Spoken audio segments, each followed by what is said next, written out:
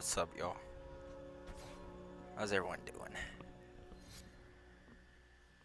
So we got King Soprano in here, Black Mega Man,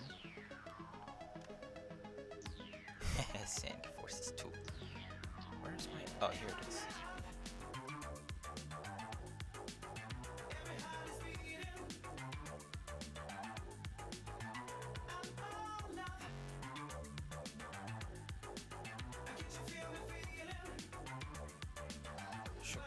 It should go live now. There we go.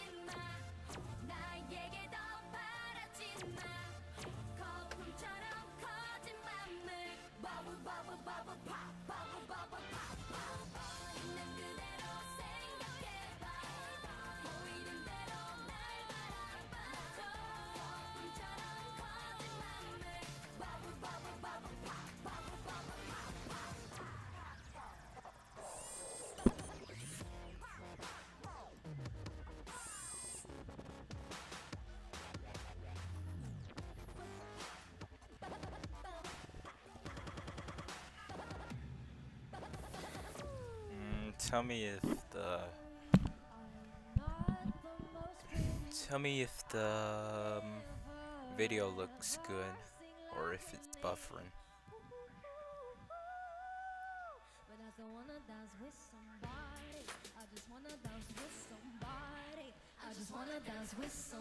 I hear for all this, I'm never saying it, man.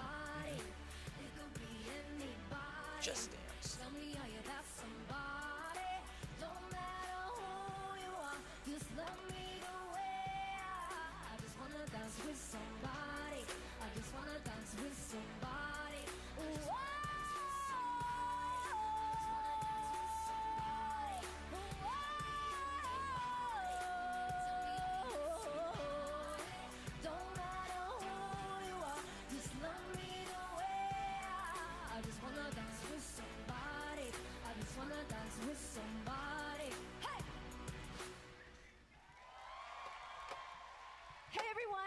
Rexa, and Just Dance 2018 is out this October on all consoles. Bye!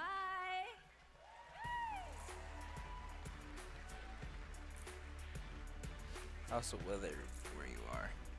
It's hot, bro. You use it as a telephone. You use it as a camera. It's your music player, your flashlight, calculator, and GPS navigation device. But now, finally, the most high-tech company in the world has unlocked the mobile phone's true potential so that it can do what it was truly meant to do. We are playing Cowboys and Indians.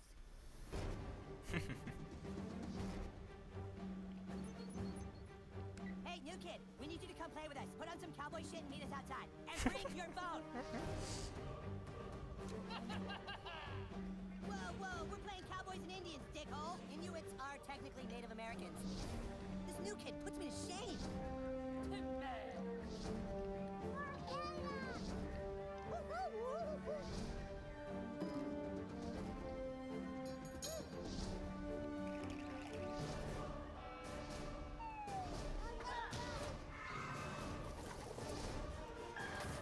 Rip these guys a new asshole, new kid. Phone destroyer!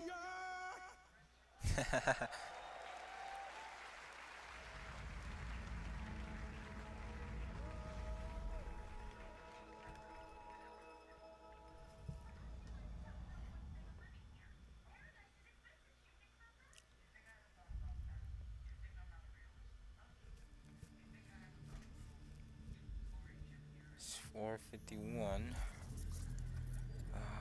Should maybe after this they might show some stuff.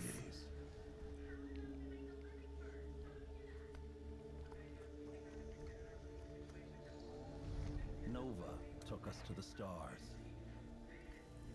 Each new world more incredible than the last.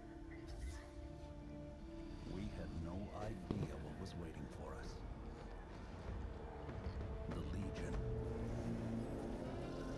consumes everything in its path. They've never used Starlink before. Go show them what it can do. Ah, the switch. Oh my god. Yo. Let's do this. Come on. So that looks unique. I got it. Chase, how's it going? Breaking atmosphere.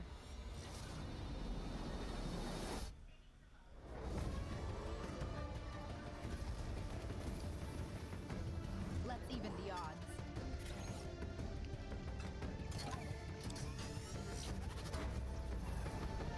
Judd, we need to buy time for me to jumpstart the engine. They are resisting ice barrage. Linking fire loadout. Bro. It's gonna be on every console, I can tell. We're up against impossible odds, but together we will What's up, adapt Jonathan? and overcome. On Switch, everything. Look at that.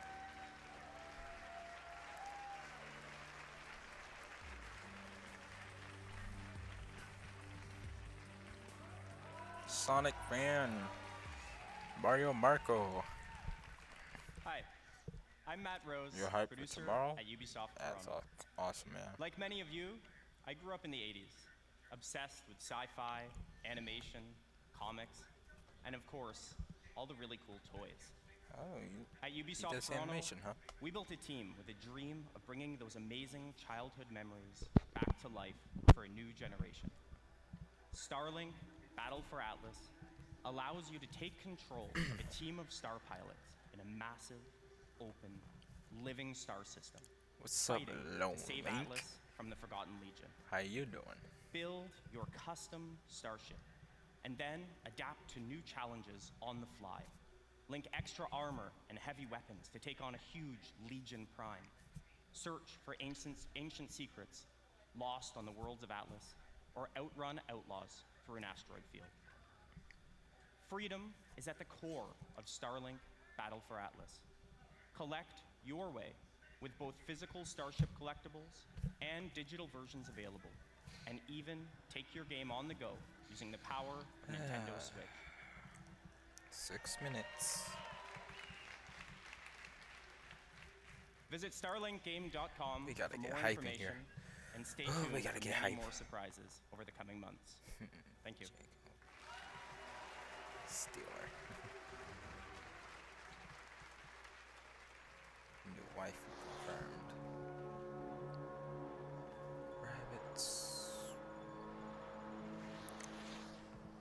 Maybe after this I might check out I'm Rebecca Coutin. that Mario's Rabbits thing. I'm the studio director at Ubisoft Annecy. It's a pleasure for me to be back on stage If I could, after our man. announcement at But- E3 last year.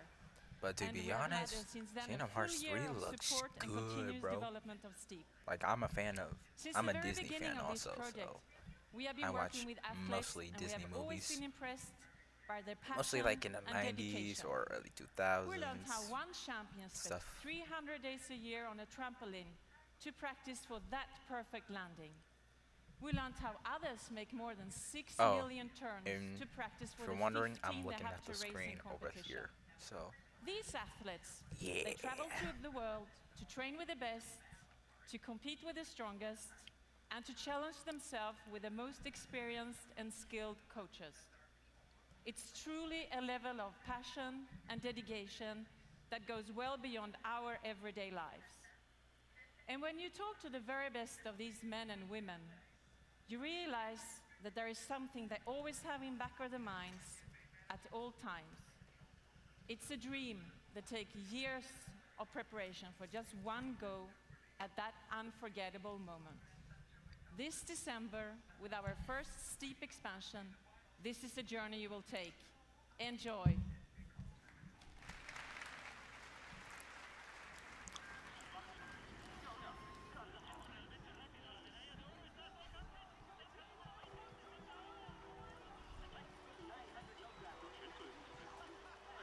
As a child, you would wait and watch from far away, but you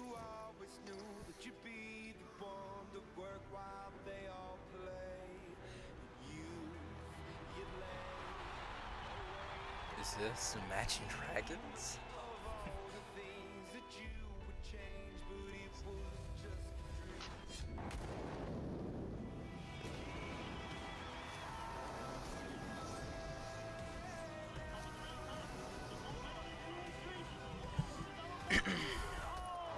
Oh, oh, that gotta hurt.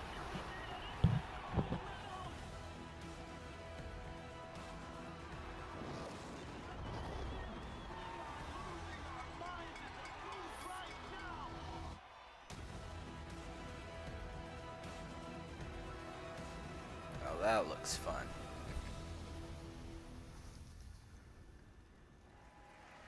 Spura Chung 2018. So, when's the next Mario and Sonic game? Sega. Sega, please. It's 2 minutes. 2 minutes till 5. They should have released some Sonic stuff by now. By now. Please.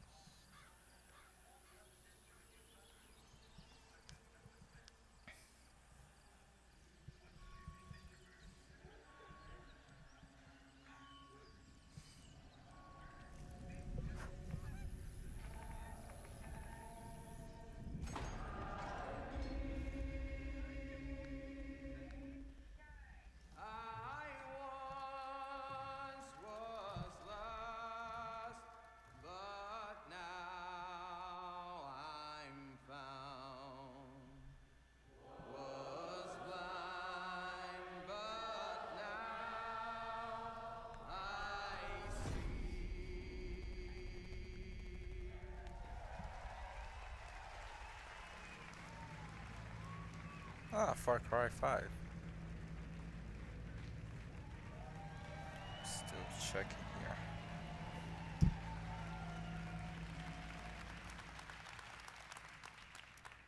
Hi, my name is Dan Hay, and I'm the executive producer of Far Cry the brand, as well as the creative director of Far Cry 5. I'd like to introduce you to Hope County, Montana. Vast, beautiful, rugged. A place where people don't even lock their front door anymore. But that's how it used to be. Today, Hope County's been overrun by a fanatical cult. You find yourself trapped deep in cult territory, cut off from the rest of the world. They've closed the roads. There's no cell phone signal, no 911. People are fucking scared. I had to say it. And just up ahead, the small town of Falls End has been completely overrun. If you're gonna survive, you and your guns for hire are gonna need to save it. But to do that, well, you're gonna need to raise some hell. Ooh. Ooh. Oh, they're showing gameplay, huh? Alright. After this, can we get some Sonic in here? It's 5 o'clock. Where is it? I mean, I already know that. What the heck? What's this? We got piggies.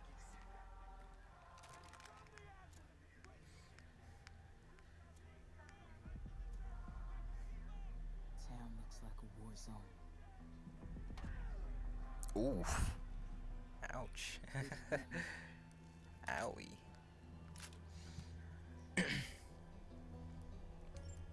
They're still waiting. Okay.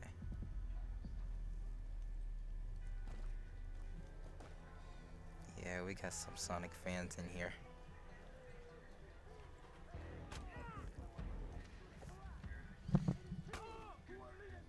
The game looks pretty nice. Even though I have the frame rate down. Cause, yeah, my mistake.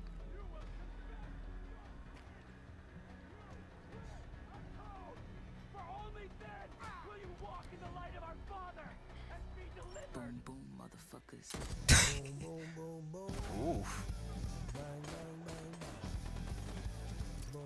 That's funny. Quick scope.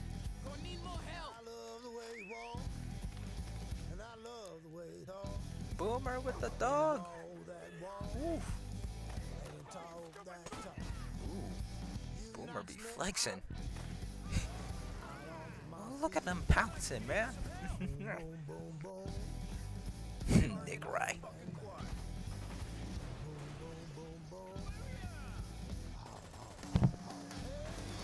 Crash. Co-op.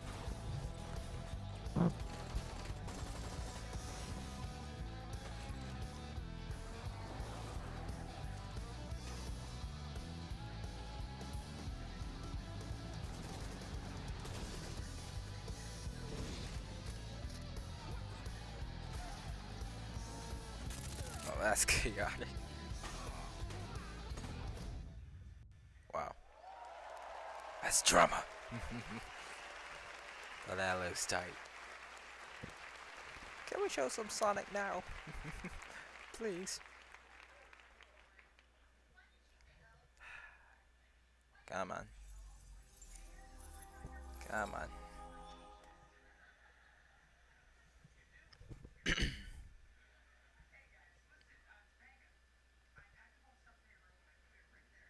Please, can we get some Sonic? No?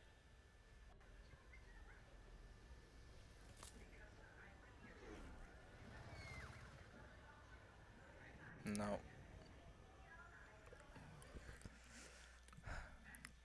Oh, snap. Where's your master?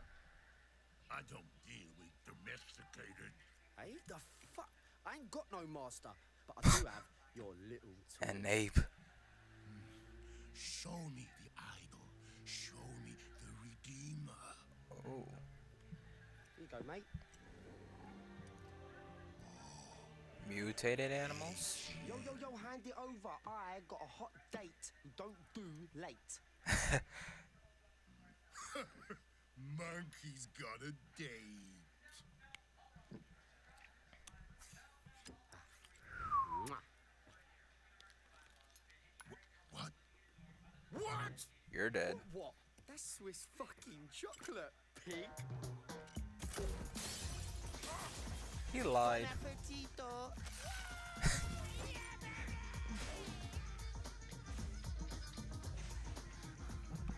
I want every fucking cop in this fucking city after that fucking bastard! Grab my chassis, Noxie! Oh, I think I heard about this game, I believe. Easy peasy, bro. I think not. No, I don't think so. Because I recognize that lady.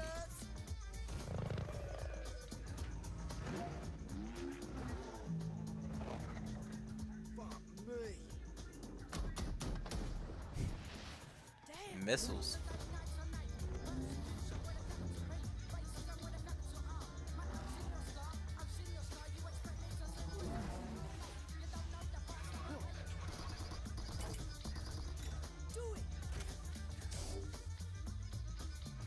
Bro, why does it feel like a... This feels like a movie, bro. Yo.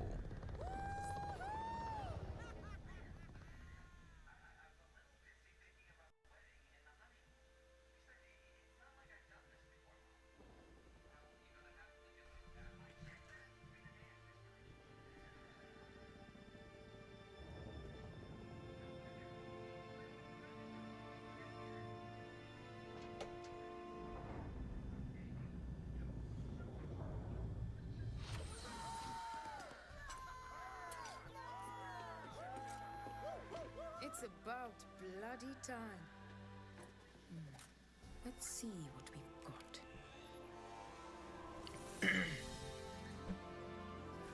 Moksha. Just as Yama described it. True freedom lies beyond.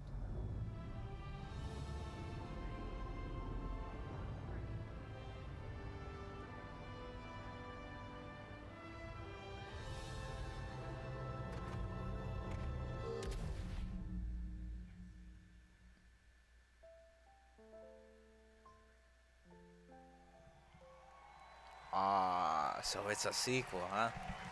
Okay. Man, there's so many sequels in PS4, man. Bruh. I bet C&D's around here. It's gotta be somewhere.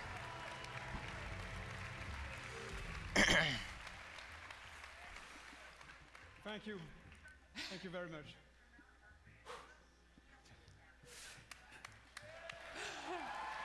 Ah.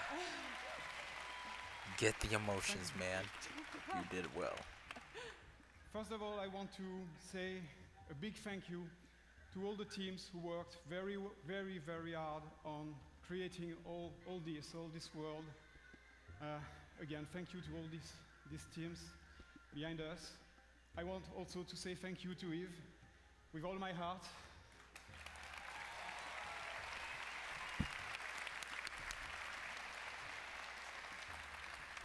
Thanks, Yves, for making this happen. This is just amazing. And also a special thanks to the fans of Beyond Good and Evil for sticking with us for so long.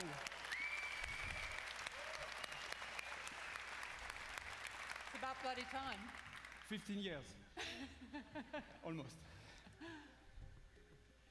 So welcome to System 3. Our story takes place before the birth of Jade, in a multi-ethnic, multicultural human society in a distant solar system. It is a time when corporations create hybrids in their labs and enslave them to colonize the stars in order to compete for power and cosmic resources. With our crew of crazy and unforgettable characters, we fight in the name of freedom and the right to determine our own fate among the stars. And we will helm massive star-faring vessels through territories as spectacular as they are dangerous. We've been working very hard just on the technology during 3 years. And today, we have a seamless online playground where we can travel across space at the speed of light. We can explore mysterious cities and discover unknown lands by ourselves or with friends. And we want you to participate in the making of this great adventure. Join our Space Monkey program.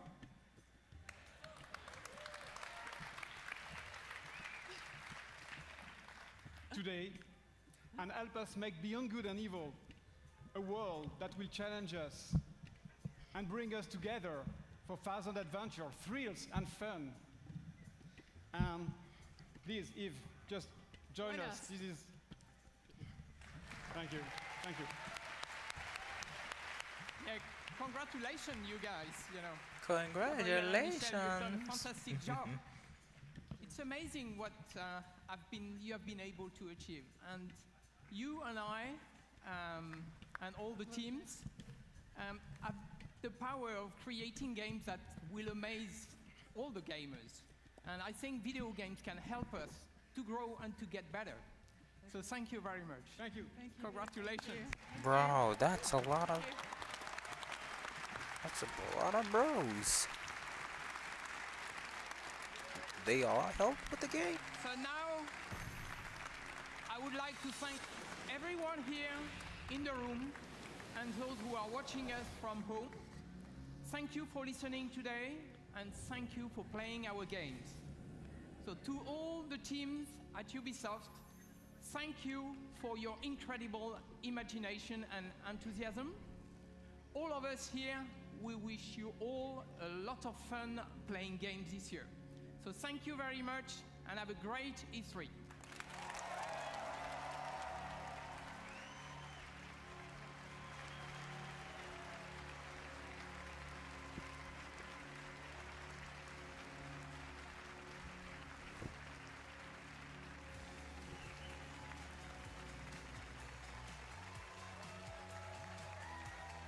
Rabbits. Okay, wait, look, most importantly, it's not over. Wow, what an amazing press conference from Ubisoft there. A big reveal Beyond Good and Evil. I saw 2 just rabbits, peeling my back here with dudes. YouTube live at E3. Ubisoft CEO Yves Guillemot is actually driving. As a matter of fact, let me watch this on with with us live in just a few minutes. A lot of those teams will be coming by. this. So we got lots of questions for him. I'm back with Danny, Rocco, Tina, and Jessica Chobot is also joining us now.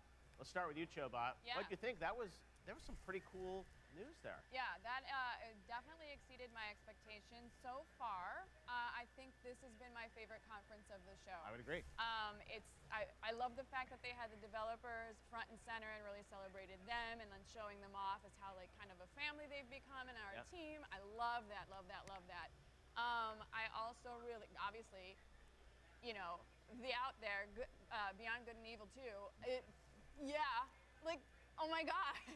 I was pretty stoked for Far Cry 5, and then I saw that and I was like, oh, okay, like I'm on board 110% Mario's like, what? for that game.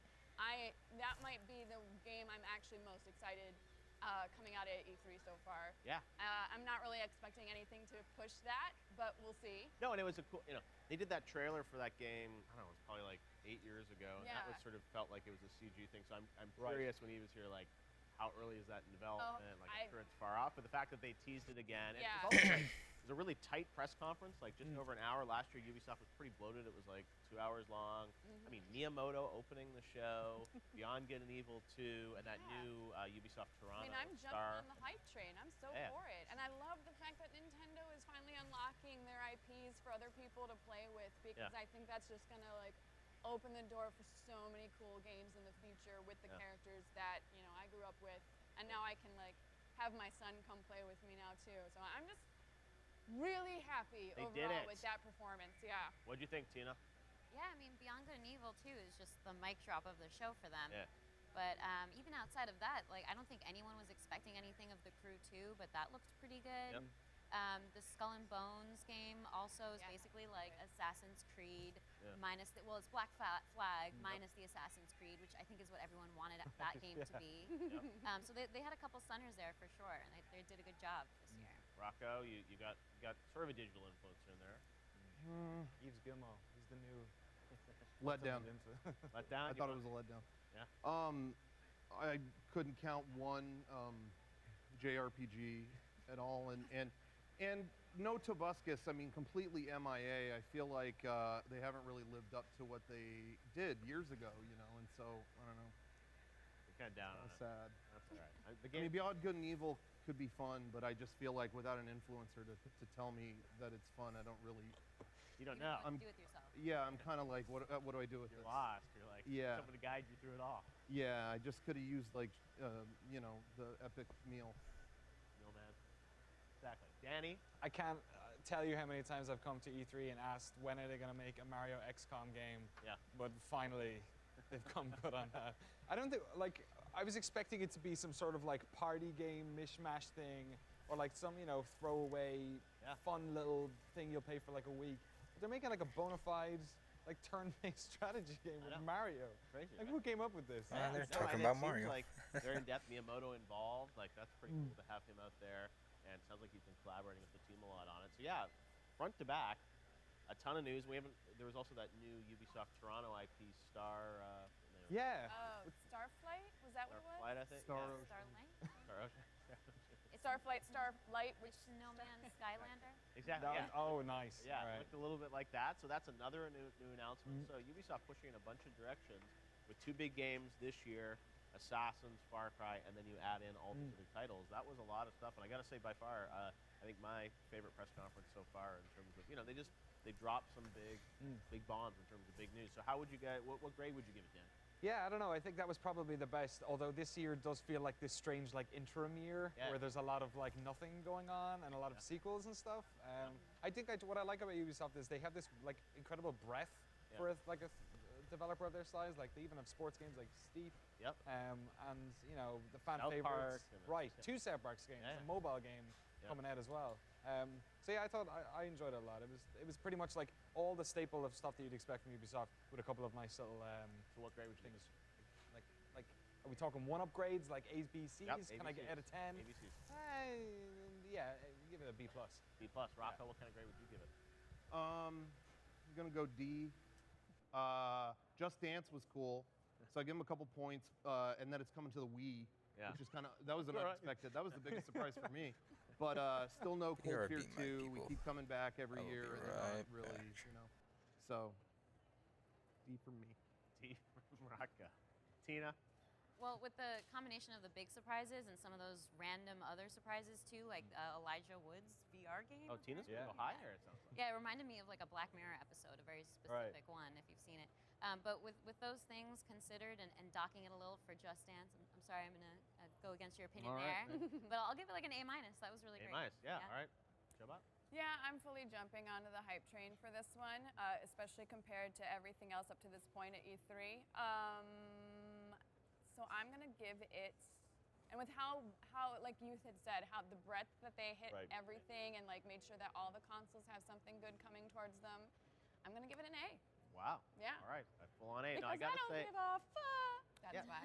no, it An was like, A. you think of how many games they announced there, especially compared to, EA. I mean, EA had Anthem, but they didn't have so many other games. Right. Xbox, didn't really have any new first-party stuff to talk about. There were some big new announcements. Gets me excited for what Sony might have tonight. Oh They're gonna yeah, show. I am dying out of curiosity They always right have now. incredible games and hopefully a couple cool surprises. All right, well, thank you so much, guys. We are going to find out what you guys thought online. Melanie Mack, what are people saying using the hashtag YouTubeE3? Thank you, Jeff. I am so excited, and I have to apologize to you guys in advance if I'm a little shaky because I'm still hyperventilating a little bit from Beyond Good and Evil 2. It has been so long, and we wanted this so bad, so thank you so much, Yubi. I remember playing back on the GameCube, so it's like, it's here. It's finally happening. So with it being a prequel, too, it's like, whoa. I saw everybody in chat, and I was right along with them thinking, wait, what's going on? I don't see Jade. This is Beyond Good and Evil, right? I mean, they wouldn't have another pig character, right? And it's like, yes, they delivered. But of course, there were a lot of other games and a lot of other things to talk about, so I've got to compose myself and start talking about these things. So right here, Dragon Sparto. Super excited. Says, what a time to be alive. Miyamoto right there. Rabbids and Mario. How epic is that? And then the Just Dance. Ubisoft E3 right now. That was great. That was great seeing that panda. And they're like, wait, I look away from the screen for 3 seconds, and now there's a dancing panda bear. I thought it was epic. It was great. And then right here, have they actually just ripped the exact same sea chants from Assassin's Creed into this? Now that's interesting with Skull and Bones. I think it looked awesome. I thought the female captain was pretty rad, I gotta say that. But back in the day with Assassin's Creed 3 when they first brought us the naval battles, I did some demoing back then for Ubisoft with that, and they kept telling me, like, don't ram into the ships, you want to shoot them with the cannons. And it's like, okay, fine. But yeah, so many people really enjoyed those naval battles, so it made sense for them to actually make a game with that, so I think it's pretty rad. So right here, we have, seriously though, is running on Black Flag engine. The gameplay looks identical. Hey, if it ain't broke, don't fix it, man. And so far, Ubisoft has impressed me. They are having a strong conference with very little awkward moments. That's right. Awkward moments are fun, though. You can't hate on all awkward moments. So it says, I'm freaking out. Oh my God, I can't. Holy Beyond Good and Evil 2, I'm crying. I agree. All right. Well, the hype is real. We're all excited. Please make sure you're sending me your tweets. Use hashtag YouTubeE3. I want to see them all. Back to you, Jeff. Awesome. All right. Well, thanks very much, Mel Mac. It seems like people online were excited as well by Ubisoft. So great job to them and Ubisoft CEO. I'm back. Will be with us shortly. But right now, I'm joined by my good buddies Tim Schafer and Greg Rice from Double Fine Productions, looking very stylish. Thank you. We decided to go all red and with a pillow. I was gonna say, you blend into our set. Exactly. It all works out. Camouflage. Yes. So we are so excited to talk to you guys about all the things that Double Fine is doing. You guys have done such a great job in terms of tapping to the fan community with Amnesia Fortnite and other projects. But one I know that you were talking about last week a little bit to the backers, and I know you're going to tell us a bit here, is Psychonauts 2. We announced at the Game Awards a couple of years ago. Yeah. You guys are deep into development of that. Everything that I've seen so far, visually and everything, just gets me really excited. So how far are you into developing the next great Raz event? Right in the middle of production, we have a new Raz that we released to our backers and showed them some of his new moves and new look. Yes. He's got a new outfit. And yeah, we're developing some of the first, still early, and then we're making our first few brains. Psychonauts is a game about going into people's heads, and so it's one crazy brain after another. So we're just doing the first few ones of those and doing his new powers and new abilities. And we'll be sharing that along the way with our backers as we go. But anyone can look at our Fig page and see all the new stuff. I know you guys, working with Fig, working with Starbreeze, lots of people involved, Greg, in bringing this to life. If folks are interested in kind of following the journey of Psychonauts 2, where can they go? What can they do? They can look at our Fig page. Fig.co, Yeah. at Double Fine. Twitter is pretty active usually, but Yeah. we're ways off. We've got still some time, but we'll be showing more. Years Yep. to go. People can still follow the campaign. They can still back it. There's Slacker backers now, so that people can join up. Slacker backers. Sign up. Yeah. We still Finally have that. got on the train. Yeah. We still have some slots open in our summer camp. Yes. The high backer level has some slots in the summer camp. Oh, is that one of the backer slots? Yeah, you can come to summer camp with us. We're all going to go to summer camp together. Make friendship bracelets. I'm not saying, but there's some open slots. I was going to say, maybe I should jump in. So Yeah. really, where do you guys go to camp? We gotta figure that out. We're looking for a really good place. Yeah, somewhere. This summer, though. No, it's a couple years off probably. Maybe next year. Launch celebration. All right. We are excited to hear more about Psychonauts 2 as you guys continue to develop that. But what I love about Double Fine, as I said, is that you guys are, helping other folks publish their games now. Really kind of awesome how you're kind of tapping into the indie community. And I know one title that you guys have been working a lot with is Knights and Bikes. Rex, Media Molecule, a lot of the creativity that you saw in a lot of Media Molecule games. Rex was one of the key guys there, and now he's built this incredible looking game, Knights and Bikes, right? Yeah, Rex and Muyu at Foam Sword are doing this amazing game that, like Psychonauts, a lot of it is about like remembering your favorite things from childhood and then making them really fantastical. This is you're actually fighting swords, but it's about bikes and knights. You can there's and a goose, a magical goose. Yeah. And you, it's a cooperative action where you are exploring this kind of town based a lot on Rex's childhood memories of Cornwall. Yeah. Wow. And I mean, again, like everything he does, the art style is so unique and different, and that's what I love about the games that you guys are helping publish. And this one, it has a lot to do with co-op. Like your powers are better together. One player can make a puddle, and the other player can smash it and spread water all over. And so it's really fun game to play with somebody. But you can also play it online. Online matchmaking. Yeah. Online matchmaking as well. All right. Well, that's very cool. So this is a game that obviously they're working on. And then how does Double Fine get involved? Do you sort of help them sort of bring it to life and market it and promote it, or how does Yeah, it it's like one of the things, we've been around for 17 years, and we know how to talk to, platform holders, publishers, all the different parts about getting a game in front of someone's eyes, and letting people know about it. Because there's so many games these days. If you look at all the games released on Steam, there's so many, like rising above all that. We just want to help some of the games that we really think are very special get to the most people possible. So we see a game like Knights and Bikes or Blitz, we just want to like shout about it and help them become in front of Good Samaritans. Yeah. We have been financing games too, so Knights and Bikes and New Blitz are partially financed by us, so that's kind of the new thing we've been doing recently. But it's nice that a lot of these like small teams are popping up and don't need too much on the scope of things for something like a traditional publisher. So it's easier for us to kind of swoop in and help out. Swoop in. Yeah. Swoop in, help out. So Double Fine right now, you guys at one point had 3 or 4 teams working on a bunch of stuff. What can you tell us now about, is a significant part of the team working on Psychonauts 2? What else are you working on? It's our biggest project for sure. There's a lot of people on that. We also have another team, the team that we've been doing some of those remasters, like Full Throttle Remastered. Just shipped that, and Headlander and that group, is another team at Double Fine. So we're still doing multiple things, but definitely Psychonauts is the biggest thing we've done in a long time. All right, so more secret projects. Are you going to do more remasters? You've almost got through a lot of your games, but there's many more to go, right? The only ones we have plans for right now. We did all of the Tim-led LucasArts games now, but we'd love to do more. Yeah. And that seems like those. I was a huge fan, obviously, growing up of those titles and all those old LucasArts adventures. Have you found that the audiences is it a new audience coming to those? Is it old, people that played them want to play them again? I mean, they seem to be doing well, right? Yeah, it's definitely both. I mean, they've been more successful in their remaster than they were in their first run. Like Grim Fandango did better this time than last time. That's amazing. But it's it shows how much gaming has grown around the world. Yeah. That more people have access to it. And it's also way more platforms now. And people playing with their the parents who remember the game, playing with their kids. Yeah. Like I played adventure games with my parents. My dad would help me with puzzles and stuff. So you see a lot of that going on. That's so cool. Yeah. Well, I'm glad that you guys are allowing people to kind of experience those games again. And that's what's great about like Xbox making first Xbox games work now. It's like there's so many games from history that get lost because people don't have the systems to play them anymore. And now that we can go back and play Grim or all those type Full Throttle. It's great stuff. Another title we want to talk about that you're working on is Oblitz, right? Tell us about that. Ooblitz. Because you remember you say ooh when you see it. Ooblitz. As you can see, it's adorable. Yes. This is a game with a little bit of Pokemon, a little bit of Animal Crossing. Oh yeah, I played this at the Judges Day. A little Harvest Moon. Yeah, you got into the wild. You meet other Ooblet creatures. Yep. You can have your Ooblets fight other Ooblets, and you can earn seeds that you can then farm and grow food for your Ooblets or grow new Ooblets to collect. And then you can also outfit your house in any way you want. So there's a lot of customization. Your character you can customize. And so it's got that. She starts with a little making friends.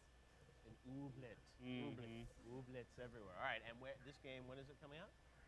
2018. Next year, Okay. Xbox and PC. Yeah. Wow. All right. Hola, Francisco's Ford. So many different styles of games, released in different ways, and scratch different engines. Está? It's exciting to see what you're doing at Double Fine, and tomorrow we're really excited because you're going to be on stage over at the E3 Coliseum, you and Jack Black in conversation. Oh my God. I know, tomorrow No one told me about that. That's terrifying. It's going to happen tomorrow night, and we'll be streaming that live. How are you doing today? Is he going to be armed with a flamethrower this time? Maybe. We're just still waiting for some Sonic news, Yeah, man. to be So pulled on stage by Chariot full gun. I don't know when they're That's what gonna I come to expect. That's in my rider. must exceed previous. go through it. There's pyro, there's flying rigs, there's lots going on tomorrow at the E3 Coliseum. I just want to be armed with a match. But we still gotta get that hype It's going. gonna be a fair fight. We have a lot of work to do tonight. You say Coliseum, I assume this is to the death.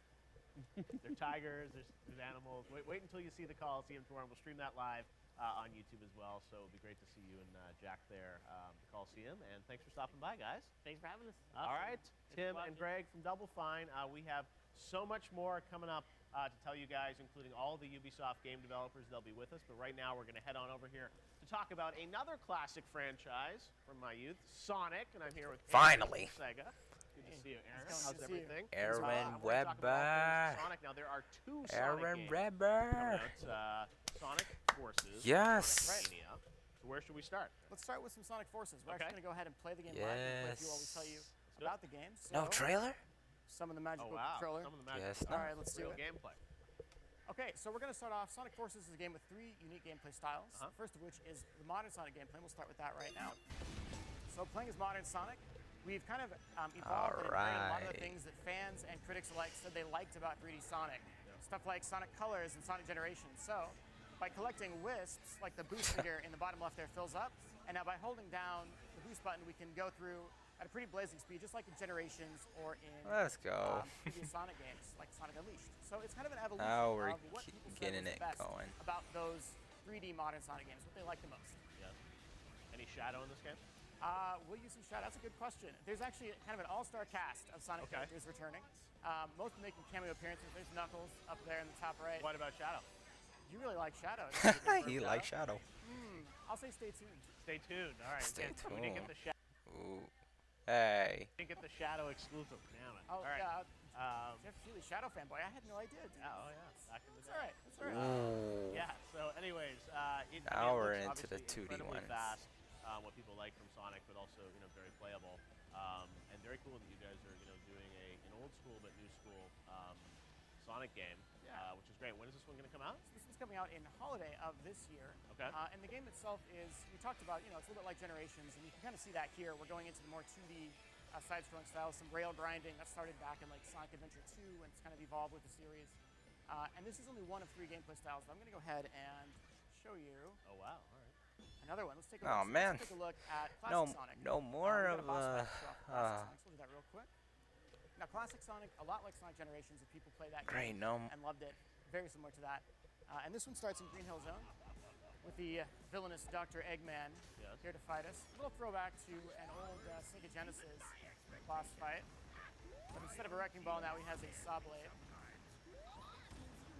What we're going to try and do is dodge that saw blade and get around and hit him. Not easy to demo and talk. Demoing and talking. Good job, Aaron. They tell you it's a little tricky. Let's see here. All right, we got it so far. And so you think, oh, cool, we beat the boss. There's a little twist. And this is Egg the Dragoon. It's a very different boss. So we wanted to kind of add a lot into Sonic 4. Egg Dragoon. Seen before, weren't expecting, and that's why the Egg Dragoon shows up here. Dragoon. Now we've got a true boss fight. That's right. It wouldn't be a true boss fight without at least like 4 phases, right? Yeah. That's awesome. Now, the team that's developing this is being done in Japan? That's right. This is Sonic Team in Japan. So the same people that brought you Sonic Colors and Sonic Generations, right? And they've taken a lot of the fan feedback and really evolved it and made this game. Now, of course, there is a third gameplay style we're going to talk about in a second that's very different, and that's the thing that's brand new to Sonic Forces. Are you going to beat the boss? That's the question. I don't think it may not happen today. I think I'm going to hit him one more time. All right, cool. And now, for the sake of time. Great. He would have beat him. Don't worry. Believe in me, please. Yes. Can't even finish any gameplay, man. Custom character Come on, Aaron. gameplay style. As we're calling here the Avatar stage. In Sonic Forces, players get to create their But very can own we get a character trailer in the or game, some and sort? it shows up in the cutscenes. You can customize it both with accessories and Wispons, which are like what we use to platform and attack. I'm going to use the burst here. So we're going to take a look at a level with that, and I'll show you guys how it works. We've got some random characters here, but you can customize and accessorize your own character however you want. 7 different animal types to pick from. Each has different abilities. All right, by holding the trigger button, I can activate the offensive ability of that, which in this case is a flamethrower. Why not? I hear some Mario lyrics. can have a gun, anything can happen. It's been a crazy E3 this year. I know. A lot's happening this year. So I'm going to try not to get squashed. There we go. And in addition to just using it for offense, we can actually use it to platform too. So depending on what we pick, we can adjust it. In this case, I'm going to grab that capsule there. Just as from Sonic Colors. Yep. Now by pushing, see the meters filled up in the bottom left there. Now I can use this to platform and kind of launch myself into the air. And by collecting more of those as I go through here, I can just keep refilling it.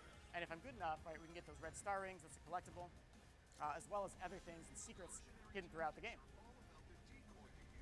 Lots of different paths to take. Sonic games typically have 3 different paths, right? An upper, a middle, and a lower path. You are just destroying things with that flamethrower.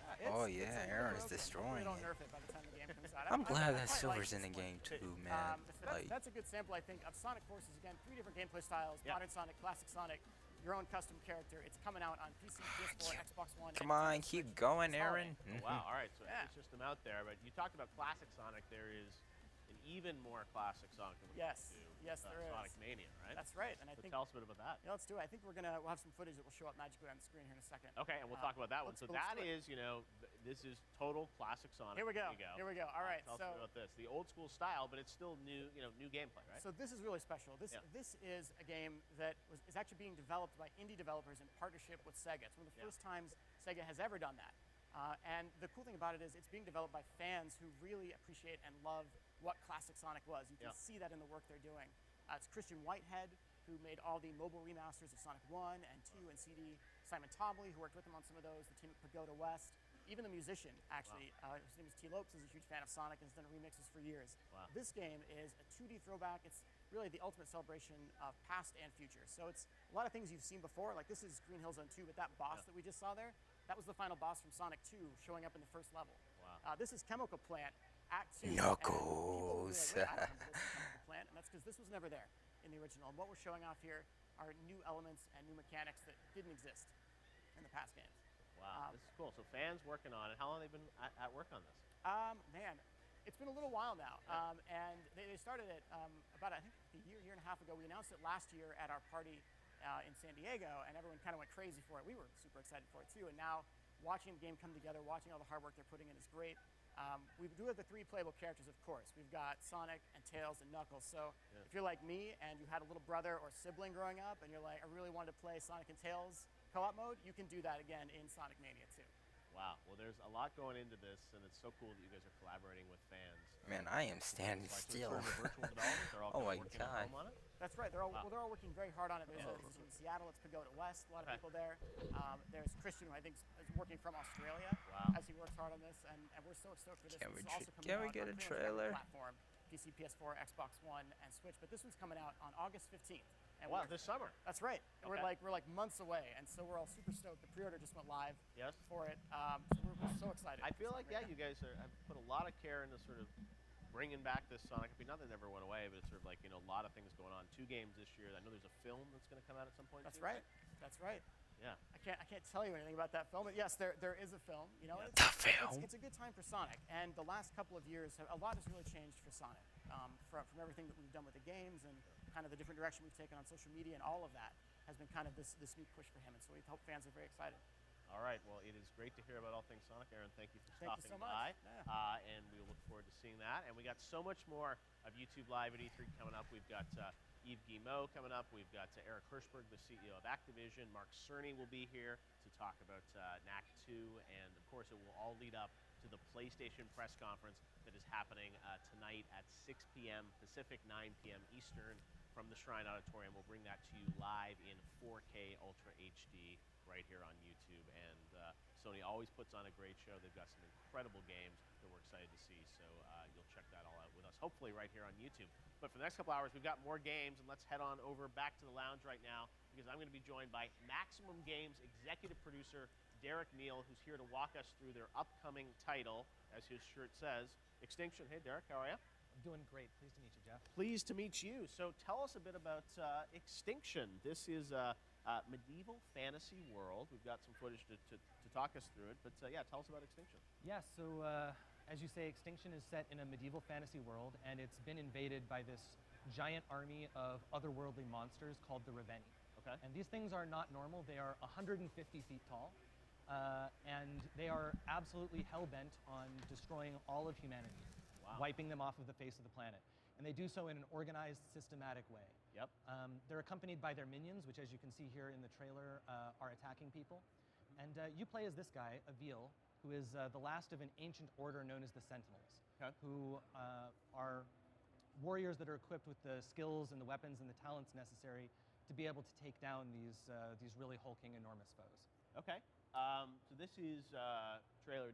Are you showing gameplay at E3, or we're just saying first look at it here? Yeah. So actually, I'm excited to announce that today we have our first ever gameplay reveal for you here. Oh, cool. On YouTube Live at E3. Oh, we don't have to wait. I was like, we have to wait till later, but we're going to actually show gameplay here. We are. We're actually going to show gameplay here. And one of the main things, one of the first reactions that people got from, here you go. So this is now cutting to actual gameplay. Okay. One of the first reactions that we got from people seeing the trailer was, wow, the trailer's really cool, it looks awesome, but that's not really what the game is like. That's what I was going to ask. I was about to beat you up saying, like, where's the game? And just like that, it happens. I'm excited to announce that that trailer is exactly what the game is like. Wow. You parkour through the cities, you fight the monsters, you fight, dismember, and destroy the ogres. Everything is completely destructible, all of the environments. The gameplay emphasizes high-speed traversal through the environment. Yeah. You can run on and cling on everything, run horizontally, vertically along walls, along enemies, ogres, everything, bounce off of objects in the environment. You can air dash through the sky, and you can use his whip like a grappling hook to pull himself around. Actually, when he does that, time slows down, giving him a chance to kind of plan his next move. So here you can see Avil fighting against some of the ogre's minions in the real-time skill-based combat that we've got. He has the ability to cancel his attacks into a variety of different kinds of moves, including launchers, backslams, AoE attacks, dodges, powerful rune strikes. And actually, the combat in this game has been designed by the guys at Iron Galaxy, who are famous for their work on fighting games like Killer Instinct and Street Fighter 3 Third Strike Online Edition, Dive Kick. All right. Yeah. So one of the things that we're really excited about is that when you're fighting these giant ogres, you are really fighting these giant ogres. The environments are completely destructible, and so are the ogres. You can dismember them, you can destroy their armor. So this big ogre, can I take off limbs, things yes, like that? absolutely, Really? and you'll see some of that in just a second. You can climb all over him with all of those traversal options we showed earlier. So here you go, he's going to destroy this piece of armor. Yep. And now he's going to be going for the leg here shortly. You'll see your first ogre dismemberment here as he falls down. But in a lot of games, when you fight giant monsters like this, you don't really get to fight them, right? Yeah. Instead, it's more of an abstraction. So for example, they might have an HP bar. And then as you hack at their toe, their HP goes down, and then eventually they fall over dead. Or maybe you're just you're doing a quick time event or something, pressing buttons at certain cues to make predefined animations happen. That is not the case here. This is actual real-time skill-based combat against these guys. And the way that you know that you're winning the fight is you're actually destroying their armor, hacking them into bits, and ultimately trying to take them down. So here, after taking off his arms so he can't really defend himself, we're going in for the kill strike, and we're going to see our first ogre decapitated. An ogre decapitation only. Yep. E3. Look at that. Oh, wow. Where's Now, the head? The head didn't fall down. It just disappeared. The head disappeared, and then the body fell down. Okay. Now, actually, this... Why can't the head fall down? Well, so actually, Avil absorbs the bits of the ogre that he chops off and turns them into his energy that he then uses to kill other ogres. All right, so what you'll see is these parts of his arm disintegrating, the head disintegrating, things like that, as he absorbs them into his rune blade. Okay. So yeah, what you're seeing here is a different ogre with some different skills and equipment. Can't see no more. Sorry? Ogre can't see no more. He's got yeah. He's got his eyes covered up by this helmet. And this one's actually wearing a collar which has to separately be removed. You can see that while you're fighting the ogres, you also have to contend with their minions, which knock you down, try to take you off of them. And but this time, Avil's in a rush, so he's not able to protect himself, kill all the minions first. Right. So he's going for the kill shot here, and you'll see the second ogre drop and fall. Oh, wow. All right. And of course, in this game, 2 ogres is not the end of it. The ogre horde is endless and keeps coming and coming. Yeah. And things are bleak for humanity. It's Avil's job to save as much as possible. But the reason the game is titled Extinction is because the war is not going particularly well from humans. And so victory at the end is measured in how many lives you can save, as opposed to this idea that maybe you could ever win and stop it. So as we go through this environment, how often are we going to see ogres? Like, is it all the time? All the time. Okay. Yeah, all the time. So the ogres are coming in hordes, different varieties and hordes with different weapons, armor, skill, things like that.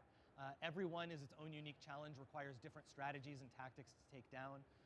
Depending on exactly what the situation are, you may also be able to use parts of the environment to your advantage, climb up tall buildings, launch yourself off of ramps, take advantage of cranes and other moving objects in the environment to move yourself around dynamically in order to evade their strikes. One thing I should mention is that this game is, like I said, the combat is very realistic, in which I mean if you get hit by one of these ogres, you're just dead. One hit and it's over, you die. We do have respawn, so the mission's not completely over, but the way that you stop that is you actually have the ability to slow down time when you're fighting against these ogres. So when you're using your whip, which functions as a grappling hook, or when you're charging up your rune strikes, time slows down, and so you can actually see this ogre's coming in for this massive hammer blow, and then you can dodge it, get out of the way. Wow. Now, as you sort of play through this environment, obviously there are these big battle moments. When you're not in battle against an ogre, what does the combat look like against other enemies? So the combat that's not against the ogres is against the ogre's minions. And so that's what we were showing off earlier. You have a whole bunch of different attacks that you can chain together in all sorts of various ways. But one of the main things that you're doing when you're not fighting either the ogres or their minions is saving people. So each of the levels is decked out with tons of refugees that are scattered throughout the level. And one of your objectives are to save as many of them as possible. And the ogres are going to keep coming, their minions are going to keep coming, and it's all a question of how many people you can get to safety. All right, well, it looks really cool. People love big-scale combat, and you said Iron Galaxy has a great history of doing a lot of fighting games. When will we get to see more of Extinction? When's it coming out?